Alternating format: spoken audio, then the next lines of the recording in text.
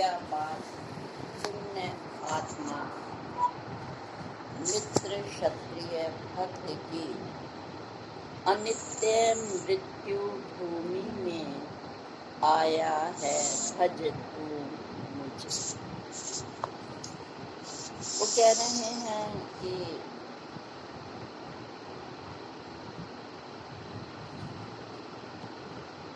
जब मैं दुराचारी शूद्र स्त्री चंडाल जाति के लोग जो सत्य से अर्थात मुझसे जुड़े रहते हैं, तो जब मैं उनकी श्रद्धा प्रेम और उनके जुड़ाव को देखकर उन पर कृपा कर सकता हूँ, तो फिर जो उच्च वर्ण माना जाता है, क्षत्रिय वर्ण, या जो मेरे मित्र हैं अथवा जो पुण्य आत्मा है, उनको तो मैं अपना प्रिय कृपा पात्र मानता ही हूँ। अब वो इस लगभग ये एक श्लोक और रह गया है, बिल्कुल अंतिम पड़ाव पर हैं। और इस अध्याय की विशेषता रही है कि भगवान भिन्न भिन्न उदाहरणों से हमें स्व की तरफ मुड़ने और जुड़ने की बात कर रहे हैं। वो कहते हैं कि चलो आप मेरी बात नहीं मानते, आप अपने अनुभव का फायदा उठाओ, आप अपने अनुभव से समझ लो कि आपको संसार से जुड़कर सुख मिला है, क्या आपको इस दुनिया में रहकर सभी अनुकूलताएं मिली हैं, या जो भी आप चाहते हैं आपकी चाहत पूरी हो गई है तो ठीक है, अगर नहीं तो अपने अनुभव का फायदा उठाओ। कैसे?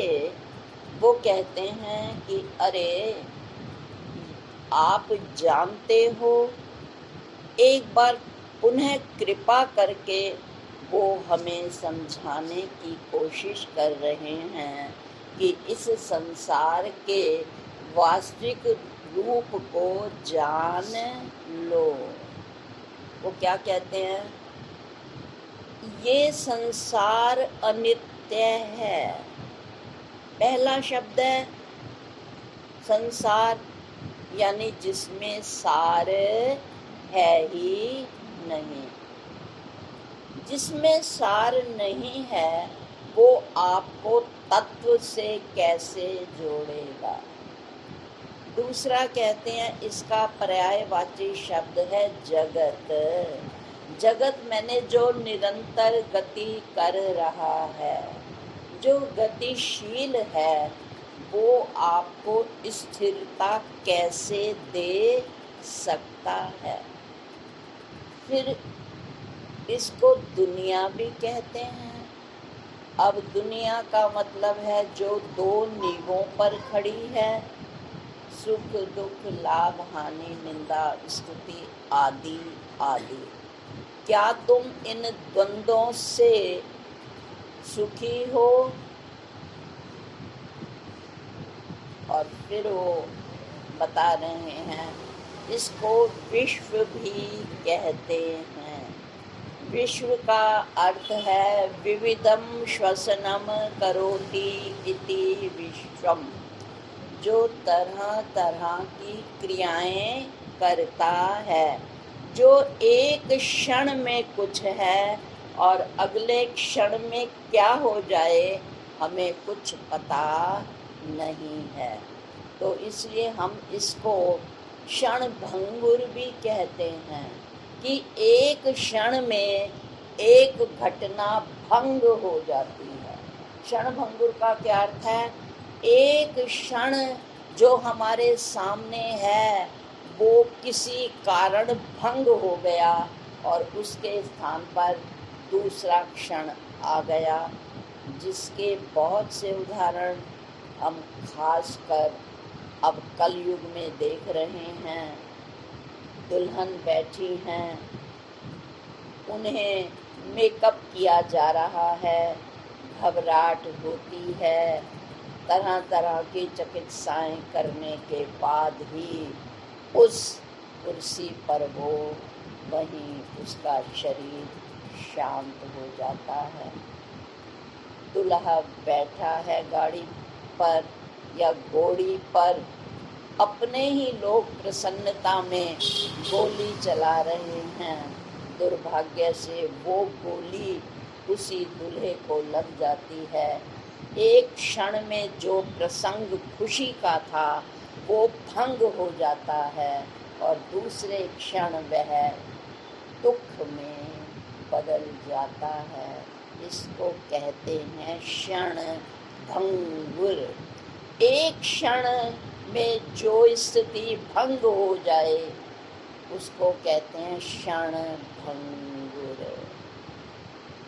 तो भगवान हमें वैराग्य दिलाना चाह रहे हैं कि अगर ये मेरी बात नहीं मानता, शायद संसार की घटनाएं सुन करके इसको वैराग्य आ जाए और ये अपने अनुभव का लाभ उठाकर मेरी ओर आ जाए। तो इसलिए वो आज इस 33वें श्लोक में हमें समझा रहे हैं, अनित्य मृत्यु भूमि में आया है भज तू मुझे।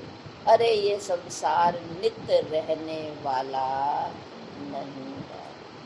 ऐसा ये संसार है जैसे सेमल फूल और 10 दिन के व्यवहार में इनके रंग ना भूल।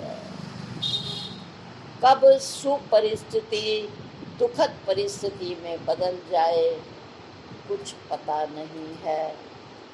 दूसरे भी उसमें उन्होंने, कबीरदास जी ने कहा कि पानी केरा बुदबुदा असमानस की जात, देखत ही छिप जाएगा ज्यों तारा पर भात। तो कहने का तात्पर्य है भगवान इसकी क्षण भंगुरता का वर्णन कर रहे हैं कि अब तो जाग जा, ये रहने वाला नहीं है, ये बहने वाला है। दूसरी इसकी कौन सी विशेषता बता रहे हैं? क्योंकि हम सब लोग मृत्यु से डरते हैं, तो वो कहते हैं शायद मृत्यु का मैं इनको वर्णन करूं तो इनको डर लगे और ये डर के कारण स्वस्वरूप की ओर लौट जाए। तो भगवान इस अध्याय में साम दाम दंड भेद सभी प्रकार की क्रियाओं से हमारा मुख संसार से हटाकर आधार की तरफ जोड़ना चाह रहे हैं। और हम सब जीव मृत्यु से डरते ही हैं, तो इसलिए वो हमें मृत्यु का डर भी दे रहे हैं कि ये संसार क्या है? मृत्यु भूमि है। पूज्य जी कहा करते थे कुरुक्षेत्र और कर्म क्षेत्र है, ये कोई हंसने खेलने का स्थान नहीं है। यहाँ एक क्षण हमें सुखद लगता है, अभी हम घर को चमका रहे हैं, किसी ने आना है, बड़े खुश हैं, फर्श धोते धोते पैर फिसल गया और 1 मिनट में हम चल पड़े, हमें ले जाया गया हॉस्पिटल की तरफ। तो एक क्षण पहले हम इंतज़ार कर रहे थे मेहमान आने की, क्या पता हम खुद ही अस्पताल के मेहमान बन जाएंगे। तो इसलिए वो कहते हैं ये मृत्यु लोक है, आए हैं सो जाएंगे राजा रंक फकीर। तो इसी बात को कबीरदास जी ने कहा, साधा मुर्दों का ये गान, साधा मुर्दों का ये गान, पीर गए पैगंबर चले,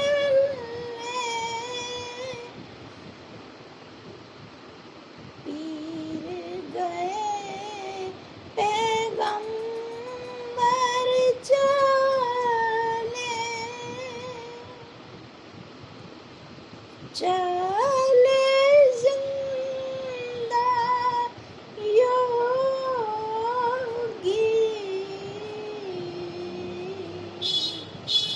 राजा गए और प्रजा गए, वेद गए और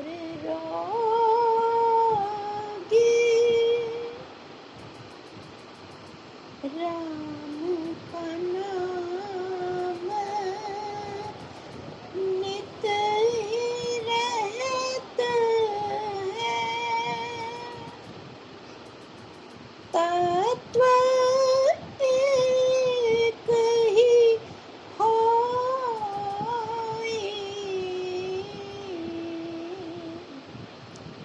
कहते कबीर सुनो भई साधो, बिरला जाने कोई, साधा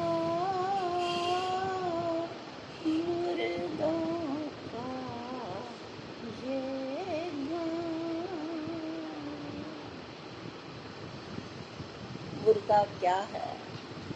जो मुड़कर फिर आता है, मुर्दा। पुनरपि जन्मम पुनरपि, जम जम मरे मरे फिर जमने। तो मुर्दा वो है जो संसार में फिर दोबारा मुड़कर आता है। तो भगवान कहते हैं, क्या तुझे इस संसार से अभी वैराग्य नहीं हुआ? शंकराचार्य जी ने कहा, इह संसारे दुख अपारे त्राहि मुरारे। तो उन्होंने क्या युक्ति दी? भज गोविंदम भज गोविंदम भज गोविंदम मूढ़मते। भगवान शंकराचार्य जी कहते हैं, इह संसारे दुख अपारे, ये संसार दुख रूप है।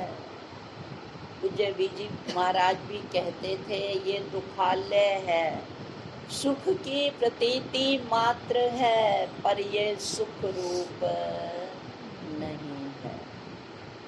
तो इसलिए शंकराचार्य जी कहते हैं, इह संसारे दुख अपारे त्राहि मुरारे। हे मुरारी, मैं मुड़कर फिर ना आऊं, इसलिए मेरी रक्षा कर, रक्षा कर। तो क्या भगवान उत्तर देते हैं? भज गोविंदम भज गोविंदम भज गोविंदम मूढ़मते। मूढ़मति उसको कहते हैं जो बार बार विपत्ति आने पर भी उससे शिक्षा ना ले, उसे मूढ़ कहते हैं।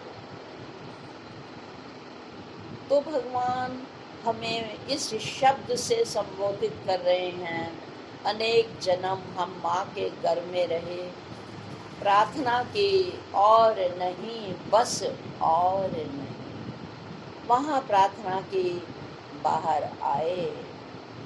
थोड़े दिन हर बच्चा ओ ओ ओ कहता है, वो मैं हूँ, ओ मैं। हम सोचते हैं हमारा ही बच्चा कहता है, पर नहीं, अभी उसने जो प्रार्थना की थी गर्भ में, थोड़े थोड़े संस्कार हैं, और जैसे जैसे हम श्रवण के द्वारा उसके कान में डालते हैं, इस संसार से परिचित कराते हैं, ये मम्मी, ये पापा, बुआ, ये खिलौना, ये बॉटल, XYZ, हम जब बच्चे के कान में शब्द डालकर उसके संस्कार बनाते हैं, और धीरे धीरे उनकी पकड़ इतनी मजबूत हो जाती है कि पहले तो हम संस्कार डालते हैं, और जब बच्चा बड़ा हो जाता है तो वह आकारों को, प्रकारों को देखकर खुद ही संस्कारों को ग्रहण कर लेता है। और हम मानव जीवन क्या है, कहते हैं ये वासनाओं और संस्कारों के पुतले के अलावा कुछ नहीं है। जो कुछ भी आज हम देख रहे हैं, ये हमारे पिछले संस्कार और हमारे पिछले कर्म हैं, और ये वासनाएं हैं। तो मानव जीवन को संत कहते हैं मनुष्य वासनाओं का पुतला है। आगे भी फिर शंकराचार्य जी हमें उद्बोधन देते हुए कहते हैं, यावत वित्त अर्जनम शक्य तावत निज परिवार आसक्ता, वित्तत क्षीण कै परिवार शक्ति क्षीण कै संसार। कह रहे हैं यावत वित्तत अर्जनम शक्य तावत निज परिवार आसक्त। जब तक हम में कमाने की शक्ति है और काम करने की शक्ति है, परिवार हमारे प्रति आसक्ति दिखाता है। जिस दिन हमने काम करना बंद कर दिया, हमारा शरीर अशक्त हो गया और जेंट्स रिटायर्ड हो गए, उनमें कमाने की शक्ति नहीं रही, उस दिन हम सबका अनुभव है कि वो क्या कहते हैं, अब घर में हमारी कोई कदर नहीं। तो वो कह रहे हैं कि जब तक आप में धन कमाने की शक्ति है और माताओं में शरीर लगाने की शक्ति है, तब तक हमें लगता है कि परिवार हमसे प्रेम करता है, पर जब हम अशक्त हो जाएंगे तो कोई हमारा नहीं है। अगली पंक्ति में क्या कहते हैं कि वित्तत क्षीण कै परिवार। जब आपके पास धन नहीं है, आपका कोई परिवार आपके साथ नहीं देता। बहुत बार आप अनुभव करते हैं कि नहीं करते, पर पूज्य बीजी स्वयं भी ऐसा अनुभव करते, और यही संस्कार उन्होंने दिए हैं कि हम जब भी इस तरह की कोई घटना देखते हैं, घर में बीमारी आ जाए या मकान है, 4 पैसे की ज़रूरत हो, आप किसी को एक बार कहोगे ना तो वो कह देगा अच्छा कोशिश करूँगा, ऐसा है, मैंने अभी अभी बिजनेस बढ़ाया है, अभी मैंने बच्चे की शादी की है, अभी अभी मैंने खुद बीमारी पर लगाया है, आदि आदि, फिर भी मैं व्यवस्था करूँगा। और जब अगली बार हम फ़ोन करते हैं तो क्या अवस्था होती है, वो फ़ोन उठाता ही नहीं। बहुत बार अनुभव से ये आया है जानने में कि जब किसी के घर शरीरांत हो जाता है और अगर वो गरीब है तो कोई आगे नहीं आता कि जब सामान ये लोग मंगाएंगे और हम सामान लाएंगे, इनके पास देने के लिए कुछ है नहीं, तो ये हमें कहाँ से लौटाएंगे। तो फिर इधर उधर हो जाते हैं।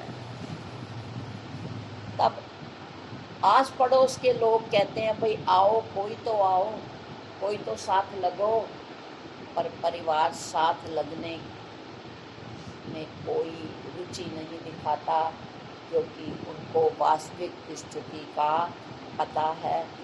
तो अनुभव शंकराचार्य जी बता रहे हैं कि वित्तत क्षीण कै परिवार है।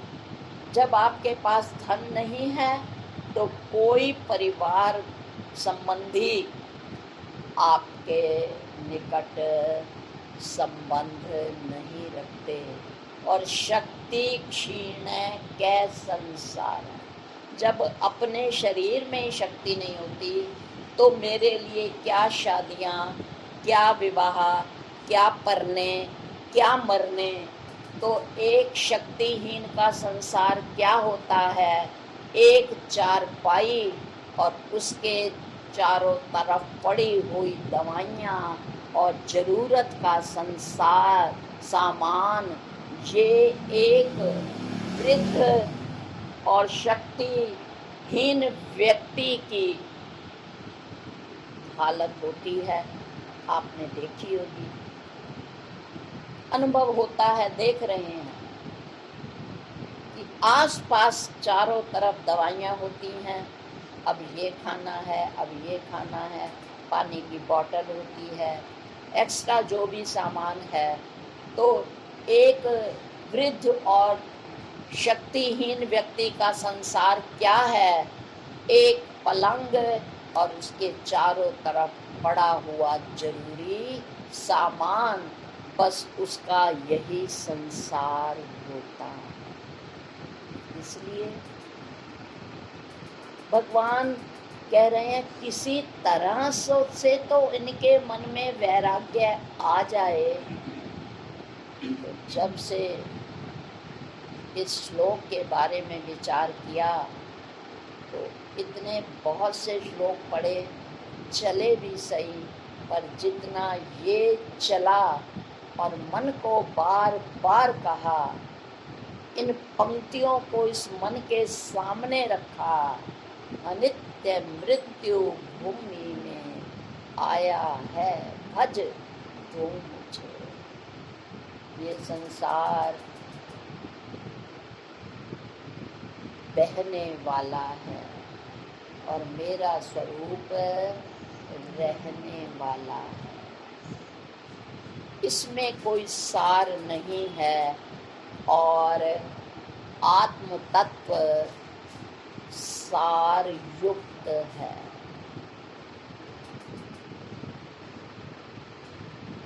तो इसलिए कहते हैं ये अनित्य है, हमेशा नहीं रहने वाला, और ईश्वर का नाम ईश्वर नित्य है। वेदांत की आज बात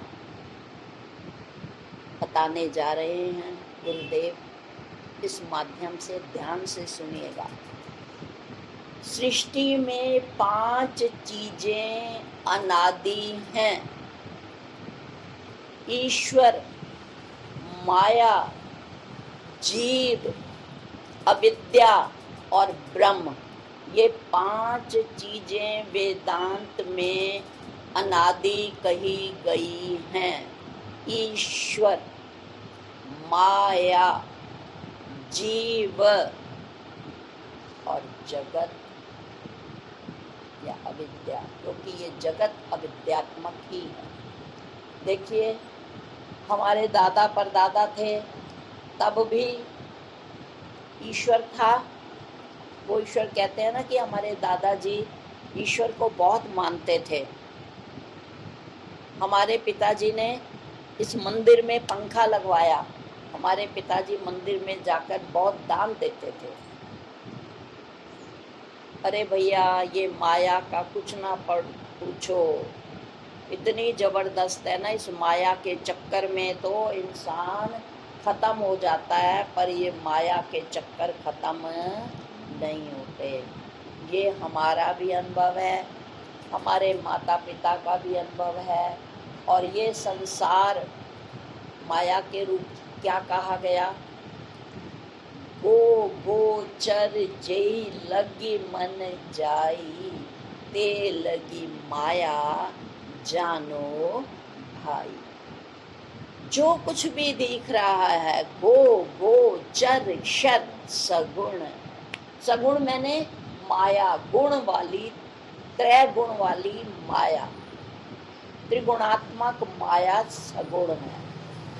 तो कहते हैं कि ये माया अपार है, दैवी गुणमयी मेरी ये माया अपार है, पर मुझे जो भजते हैंगे वो इसके पार हो सके। तो भगवान कहते हैं अनादि काल से ये आकाश, वायु, अग्नि, जल, पृथ्वी, ये सब माया के अंतर्गत ही आते हैं। तो कहते हैं ये हमारे दादा परदादा माता पिता के समय में भी थे, और जीव भाव भी है, क्योंकि जीव है तो जगत है।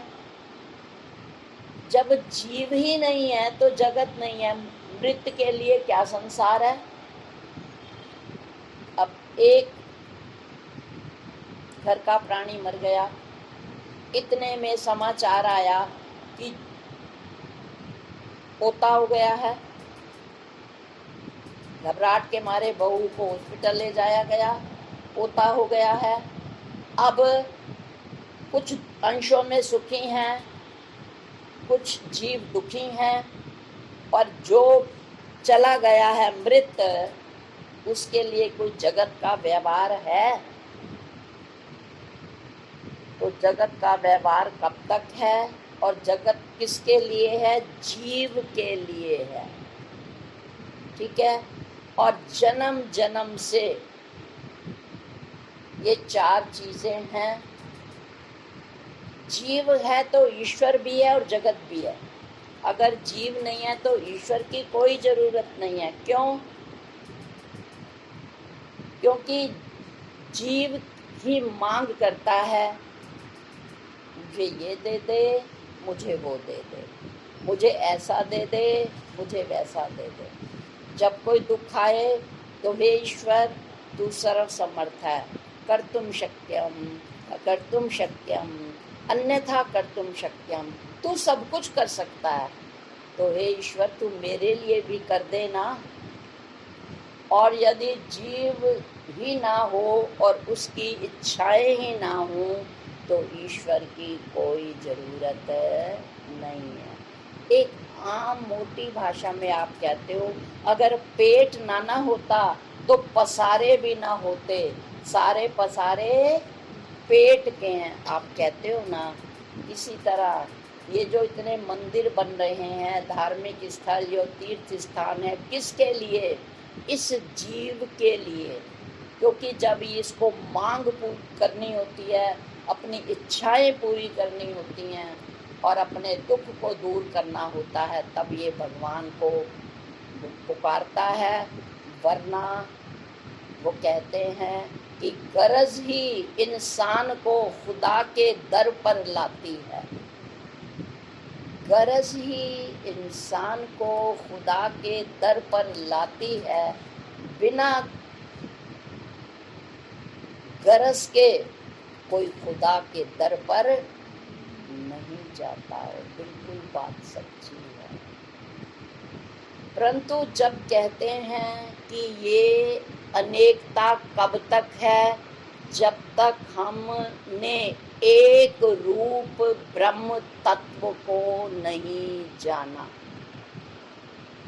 वेदांत क्या कहता है? एकमेव अद्वितीय नेहना नास्ति किंचन, एक ओंकार सत्य नाम, सब आकारों में एक ही है। और उस एक का नाम क्या है? सत्य। सत्य की परिभाषा क्या है? त्रिषु कालेषु न बाध्यते इति सत्यम, जिसका तीनों कालों में बाध नहीं होता।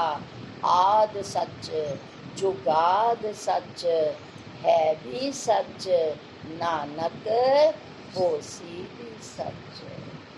तो कहते हैं उस सत्य स्वरूप को जब हम जान लेते हैं, उस ब्रह्म तत्व को जान लेते हैं, तब हमारा भ्रम, ब्रह्म को जानते ही हमारा भ्रम दूर हो जाता है कि नहीं मेरे सिवा कुछ गैर, ये जो कुछ है सो मैं ही हूँ, ये सब मेरा तमाशा है, मैं तो खुद ही तमाशा हूँ। तमाशा अंधेरे में दिखाया जाता है, पिक्चर अंधेरे में अच्छी लगती है।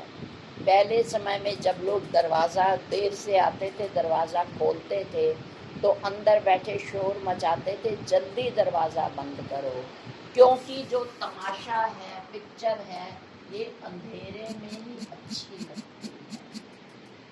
तो उल्टियाँ हैं ये कि नहीं मेरे सिवा कुछ गैर, ये जो कुछ है सो मैं ही हूँ, ये सब मेरा तमाशा है और मैं खुद ही तमाशा। तो ये सब तब तक है ईश्वर जीव अंश अविनाशी। तो ईश्वर और जीव तो एक ही हो गया। आपे बाज मारे, आपे बोलदा तो। बुल्ले शाह जी ने भी यही कहा, पंजा दा कल बुत बना के विच वड़ बैठा आपे, आपे धियां आपे पुत्र, आपे ही माँ बापे, आपे रोवे आपे हंसे, आपे करे से आपे। बुल्ले शाह नू मुर्शिद मिल गया फिर आपे दा आपे। मुर्शिद ही बता सकता है, एक गुरुदेव ही बस बता सकता है कि आप में वास, तुम आप ही आप हो, आपके सिवा कुछ भी नहीं है। तो वो कह रहे हैं कि ये चार चीजें तब तक हैं जब तक हमने ब्रह्म रूप को नहीं जाना, और जब हम ब्रह्म एव इदम सर्वम, इस ब्रह्म के अलावा कुछ भी नहीं है, तो जो ईश्वर, उस समय ईश्वर भी एक भाव हो जाता है। हम उसे भाव देते हैं, जीव उसको भाव देता है, और जब वो ब्रह्म को जानता है तो वो कहता है मुझे किसी की जरूरत नहीं है, सुख भी दुख भी राग भी द्वेष भी, जितने द्वंद्व हैं ये सब लहरें हैं। किसकी लहरें हैं? मुझ तत्व की। विचार सागर दर्पण में भी यही बात कही है कि अबधि अपार स्वरूप मम लहरी विष्णु महेश। उन्होंने इनको भी लहरें कहा है। किसको? ये मेरी लहरें। और मैं कैसा हूँ? अबधि कहते हैं समुद्र को। अबधि अपार स्वरूप मम लहरी विष्णु महेश। रवि शशि चंदा वरुण यम शक्ति गणेश धनेश, ये जितने ईश्वर हैं ये सब उस मैं की, उस ब्रह्म की लहरों के अतिरिक्त कुछ भी नहीं है। तो इसलिए ये चार चीजें ब्रह्म तत्व को जानते ही इनका अंत हो जाता है। इसलिए अज्ञानी के लिए ये पांच चीज अनादि हैं, परंतु जो जिसे ब्रह्म तत्व का ज्ञान हो गया उसके लिए ये शांत यानी ज्ञान के बाद इनका अंत हो जाता है, इनका कोई महत्व नहीं होता। तो वो इसलिए कह रहे हैं भगवान कि तू अनादि अनंत है, तू अजन्मा है, तू अचिंत्य है,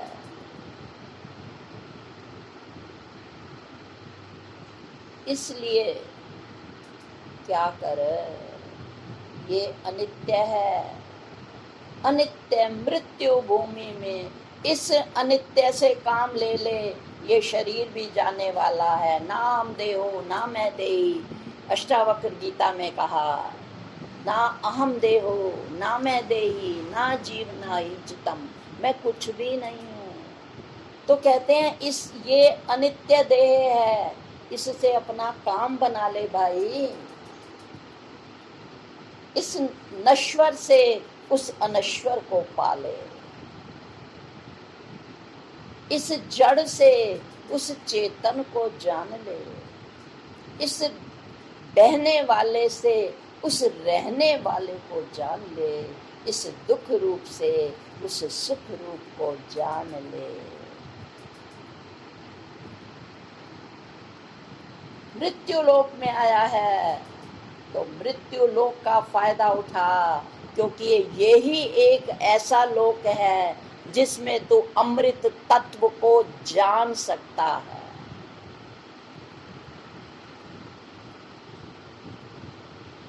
संस्कृत के एक श्लोक में कहा है कि देवता क्या कह रहे हैं, धन्य अस्ति इयं भारत भूमि भागे, स्वर्गा पवर्गा स्पद मार्ग भूता, भवन्ति भूया पुरुषा सुरत्वात्। अरे जिन छोटे छोटे सुखों के लिए तू भाग रहा है ना, देवता उन सुखों को त्याग कर पृथ्वी लोक में जन्म लेने की इच्छा करते हैं। इस मृत्यु लोक की सबसे बड़ी खास और खूबसूरत बात है कि इस मृत्यु लोक में आकर ही तो अमृत तत्व को प्राप्त कर सकेगा। यही खूबी है इस मृत्यु लोक की। तो देवताओं ने भारत की प्रशंसा में क्या, धन्यास्ति अयम भारत भूमि भागे, स्वर्गा अपवर्गा स्पद मार्ग भूता, भवन्ति भूया पुरुषा सुरत्वात्। अरे देवता स्वर्ग के सुखों को छोड़कर इस मृत्यु लोक पर आना चाहते हैं, क्योंकि वो जानते हैं इस मृत्यु लोक में आकर ही हम इस मृत शरीर से अमृत तत्व को जान सकेंगे।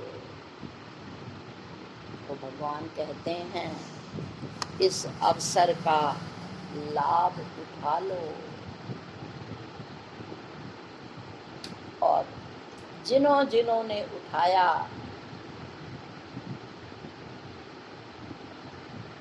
उन्होंने स्वस्वरूप को जानकर जो सुख पाया वो वाणी से परे है। कहते हैं ऐसे भी हुए हैं कि जो क्षण मात्र की घटना से सजग हो जाते हैं, जैसे महात्मा बुद्ध ने देखे थे, और सिर्फ क्षण मात्र की ये 3 घटनाओं ने उन्हें अपनी तरफ मोड़ लिया था। वशिष्ठ जी ने भी कहा है, हे राम जी, ये संसार पुनः आने लायक नहीं है, इसलिए दांतों से दांतों को पीस कर इस संसार सागर से पार उतरने की कोशिश करो।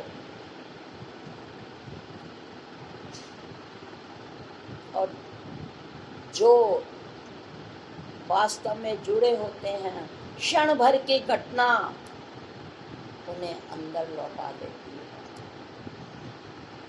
भृतहरि ने छोटी सी बात को सुना कि जिस पत्नी को मैं इतना प्रेम करता था और इतने प्रेम से मैंने उसको अपना राजसी हार दिया, उसने आगे आगे कहाँ दिया, और वो वैश्या ने पहना, और जब गले में देखा, बस सिर्फ से पत्नी से इतना मात्र पूछा, वो हार कहाँ है, सच्ची बता देना, झूठ मत बोलना। और उसने जब सब बता दिया, 1 मिनट नहीं लगा राज्य छोड़ते। ओहो, जिस से मैं इतना प्यार करता था, वो कुछ अपने घोड़े चलाने वाले से प्यार करती है।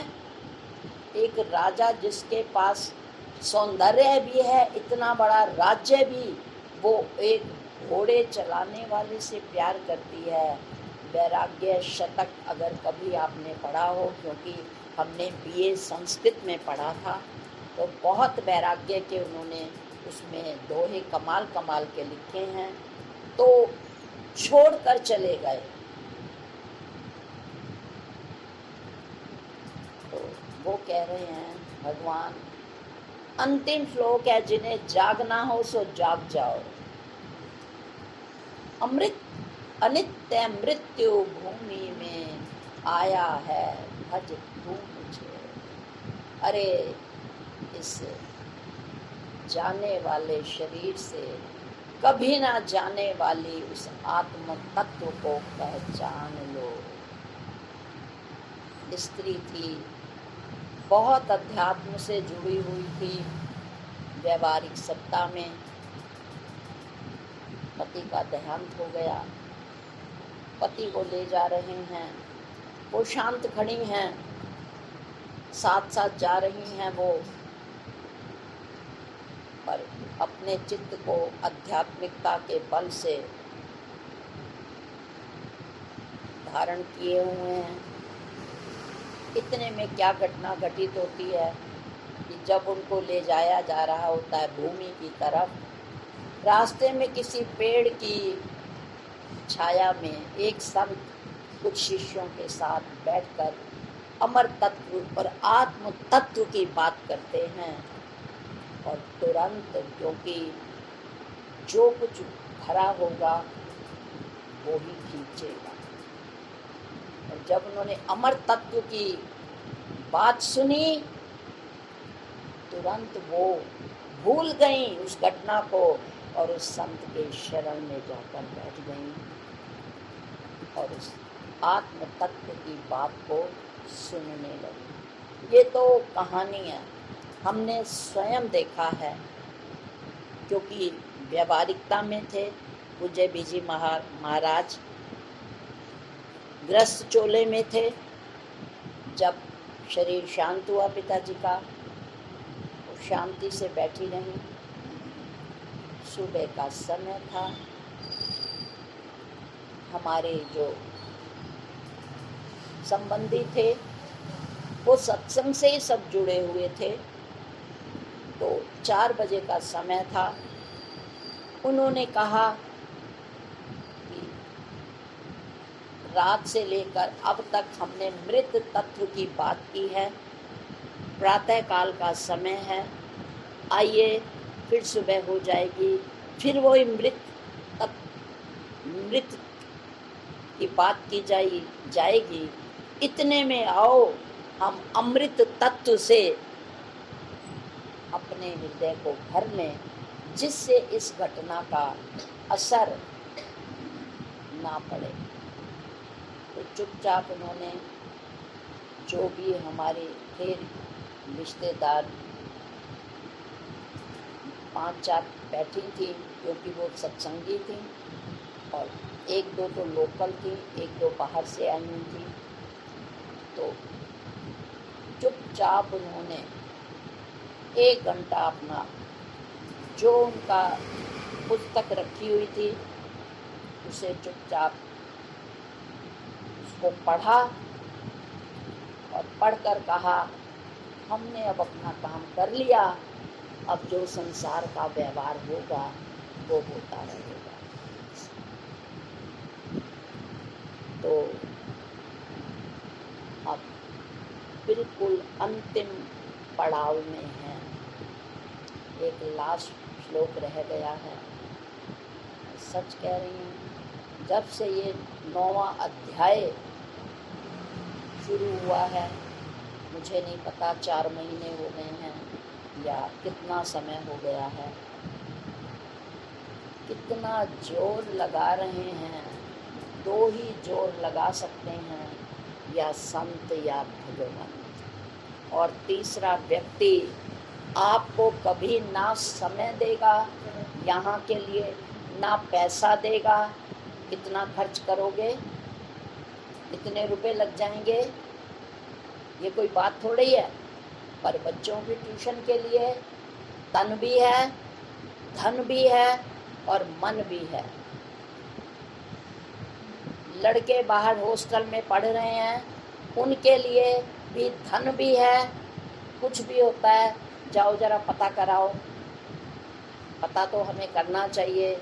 यानी संसार के लिए हमारे पास तन भी है, धन भी है, समय भी है।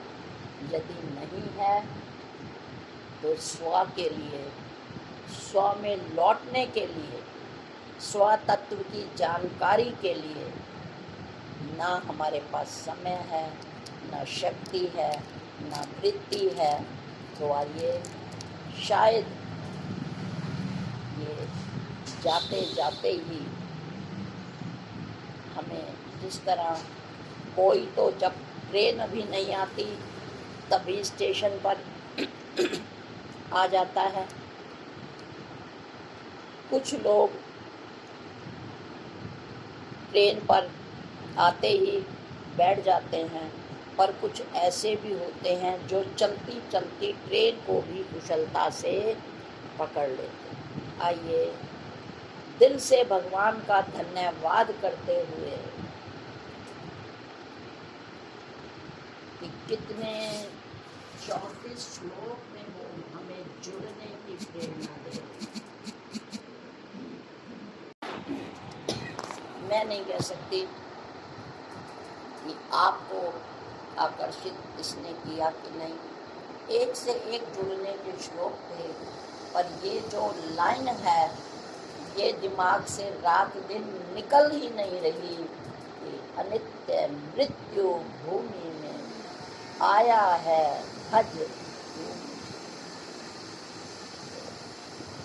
बार बार इस पंक्ति को दोहराइए कि इस मृत शरीर से मुझे उस अमृत तत्व को जानने की कोशिश करनी है। एक भजन गाते हैं ना, तेरा जीवन बड़ा अनमोल रे, इसे माटी में ना रोल दे। एक संत ने और कहा, हीरों की बस्ती में कोड़ियां ही बटोरे, हीरों की बस्ती में तू कोड़ियां बटोरे, कई पन्ने तूने लिखे रह गए कोरे के कोरे। तो आइए, कोरे ना रहें, कोरे बन जाएं, ईश्वर की शरण में आ जाएं। और इन्हीं दो पंक्तियों के साथ मैं आज की बात को यहीं विराम दूंगी। नाम लेने से तर जाएगा, नाम लेने से तर जाएगा, तेरा जीवन संवर जाएगा,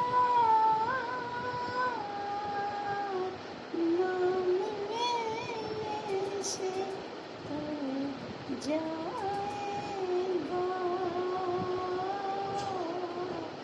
नाम लेने से तर जाएगा।